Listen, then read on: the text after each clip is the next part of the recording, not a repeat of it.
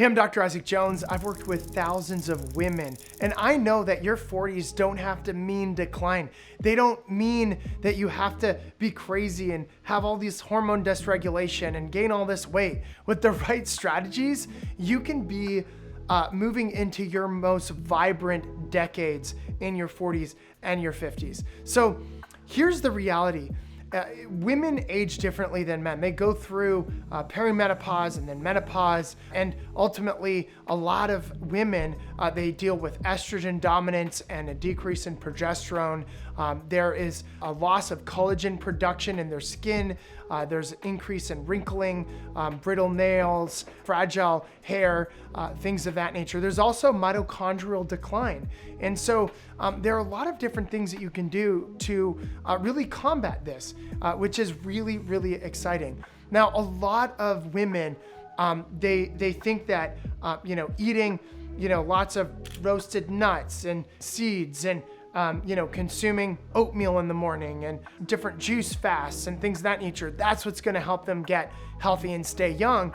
And the reality is there are things that you can do nutritionally, from a physiological level, from a psychological level. There are biohacks that you can integrate that will help you maintain a healthy body, as well as hormone regulation as you age. I know in my channel I have a great video on estrogen dominance and progesterone and how to regulate that. So definitely check that video out. However, there are some things that I think that you should know on how to slow cellular aging and optimize your health. Okay, so the first thing that I think that women should be looking into doing in their 40s and 50s is get real clean with your diet. Like we're talking about anti-inflammatory, lower carb at times diet. Typically you do lower carb at the first half of your cycle and then a little bit higher carb the second half of your cycle, or you kind of cyclically do higher carb during the weekends and then during the weekdays do a little bit lower carb. You just got to figure it out what works for you. But again, our ancestors, they would have what they call diet variation, where they would eat higher carb and then lower carb and then higher carb and lower carb. You think about all of the honey and fruit that is available in the summer, and then the meat and things of that nature that is available in the winter. And so you want to figure out what is the best nutrition plan for you. I know a lot of women have done really, really well on a diet that is healthy, berries, healthy meats and healthy fats, right? That they're leaning a little bit more ketogenic, a little bit more carnivore. And some women swear by it in respect to what it has done for their skin, their hair, their nails, what it does for their hormones, how they feel. And again, they're very clean, and they're also building muscle in their 40s and 50s, which is crazy.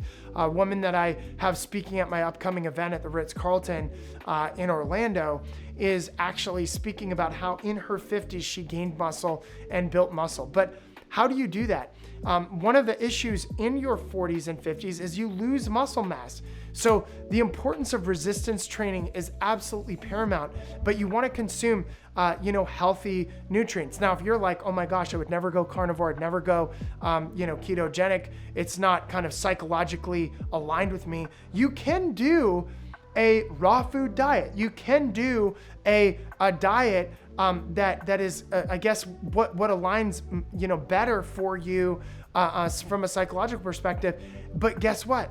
You need to also be on a good B vitamin complex, some good healthy fatty acid supplements, as well as what I would recommend is Perfect Aminos, which is an amino acid complex that essentially gives you the right levels of amino acids in your body that feeds your muscles, that helps you build muscle and grow.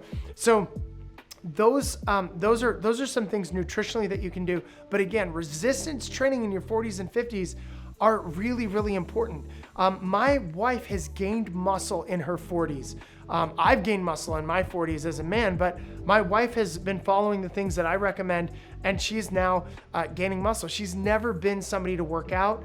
Now she's doing it, 4 times a week, and she's doing it consistently. And sometimes she's only working out doing a 5-minute or a 10-minute YouTube video. Other times it's 30 minutes or 20 minutes, but she gets it in, right? And if she has a little bit of time, she still gets it in. And so that's a consideration.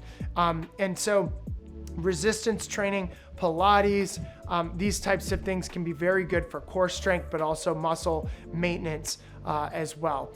One of the things I think is really important is to start asking yourself, how can I integrate fitness into my lifestyle? So it's not just about going to the gym. In your 40s and 50s, you really want to be thinking about, how can I integrate activity into the lifestyle that I have? Because it's going to set the stage for who you become in your 60s, your 70s, your 80s, and beyond. And so what I recommend is think about, like, what fun club could I be a part of, like a pickleball club or a tennis club or a gym that does all these kind of like fun classes, or a yoga studio, right? Things that get you out there, get you moving your body, etc. So that is a question I would ask. I like to personally go out there with my kids. I have 4 kids. They're different ages, but I go into the pool. I swim with them. I go bike riding with them.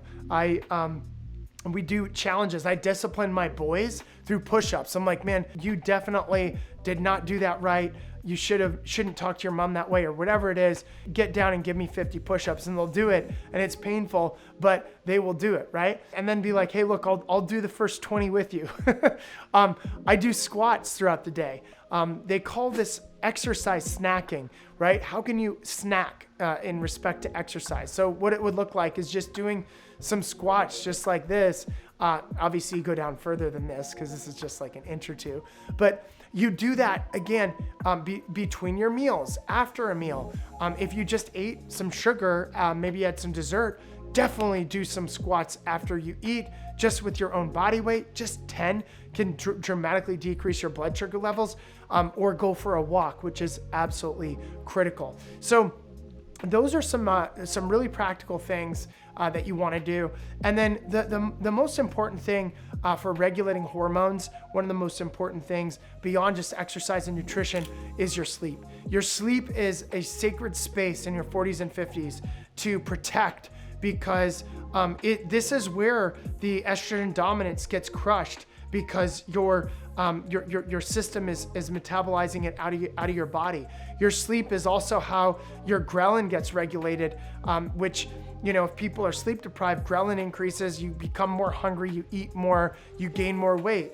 A lot of people, they gain more weight in their 40s and 50s because their hormones are dysregulated, they're not getting good sleep, and they ultimately get impacted by the hormones the next day. Ghrelin's dysregulated, you end up eating more food, which is why you got to protect your sleep. So what I do is I have a sleep ritual an hour before I go to bed. My wife does it. My wife is so even better than me at it. She will start winding down with like a bath. Here are the things that she does. She either does a bath, she does a sauna, she journals, she reads books, and the other thing that she does is she likes to go for walks. So those are some things that she does. And then we both will stretch. We'll do some really relaxing myofascial work, which I know sounds painful. I'm not talking about using lacrosse balls in the myofascial work. I'm talking about using some soft rollers, and even like a yoga wheel that you can kind of bend your back over to do at the very end of the day. I apologize, there's some crying children in the background. But ultimately, those are some things that will help you get better sleep at night. And the use of essential oils. We like to use essential oils in the morning. Like peppermint is a good essential oil to wake you up and get you energized. We use essential oils throughout the day. And then at night, we use more grounding, earthing oils that are really good for sleep. Those grounding oils are wooded oils like, evergreen oil or hinoki oil or sandalwood and cedar wood and things of that nature. Lavender and ylang ylang are some other essential oils that are really good for at night. But you've got to commit. You've got to be like, okay, look, there's some serious longevity strategies that I need to implement. The best thing that you can do is adopt a new identity around who you're going to choose to be in your 40s and 50s. You're going to choose to be somebody that integrates fitness into every day of their life. You're going to choose somebody that works out 3 to 4 times a week. You're going to choose to be somebody that is experimenting with what the best diet is for them physiologically, and making sure that you're on supplements to fill in the gap of anything that you're doing from a nutritional perspective in respect to being raw food or vegan or something along those lines. And then you also want to make sure that you're maintaining a commitment to a routine at night to get the best sleeps possible, because that is one of the things that will help to regulate your hormones and do a number of really good things. Now, biohacking stuff that you can do in your 40s and 50s for beauty is red light therapy, but also it's good for just overall detoxification, collagen production, overall cardiovascular health, mitochondrial upregulation, and things of that nature. So red light therapy is really good. That's been very helpful. I like pulse electromagnetic frequency. You can get a mat called Higher Dose that does far infrared rays, as well as infrared, pulse electromagnetic frequency, and you do the PEMF at different kind of frequencies throughout the day. And I've got one on my chair in my office that gives off certain frequencies to help me focus during the day. And then at night, I use the mat to help me get into a better state for sleep. Now, you can also do this with red light panels, where you use a red light panel on the hertz of 2 or 10, which starts to flash the red light. Light Path LED is one company that does this, but what it does is it gets your body into a better state for sleep at night, which can help for sleep. But there are a number of different really cool and amazing tools. Now, the last thing I will say is there's a whole movement around cold plunging and saunaing for women. And what I would say is that women are different, right? You gotta test it yourself. You will end up becoming cold adapted after the first 1 or 2 weeks of cold plunging, so it's easier and more beneficial for your body. But some people, it just spikes their adrenals too much. If you're somebody that you're too stressed out as it is, and you're already dysregulated, and you try to detox in the past, but you've Herxheimer reacted, which is where the toxins come out too fast and it causes more symptoms than you really want, then you actually may want to hold back on doing the cold plunge and the sauna. Again, my approach to health is N of 1. It is customized, hyper customized to each individual. So hopefully this added a ton of value to you. Go ahead and integrate these things. The number one thing that you need to take away from this video is upgrading your identity, okay? It's an identity shift during your 30s or your 40s and 50s to help you maintain health way off and into your 90s and over 100, which is what I'm committed to doing on this channel. So go ahead, subscribe to my channel, click that bell button. I'd love to add more value to you, and thank you so much for watching.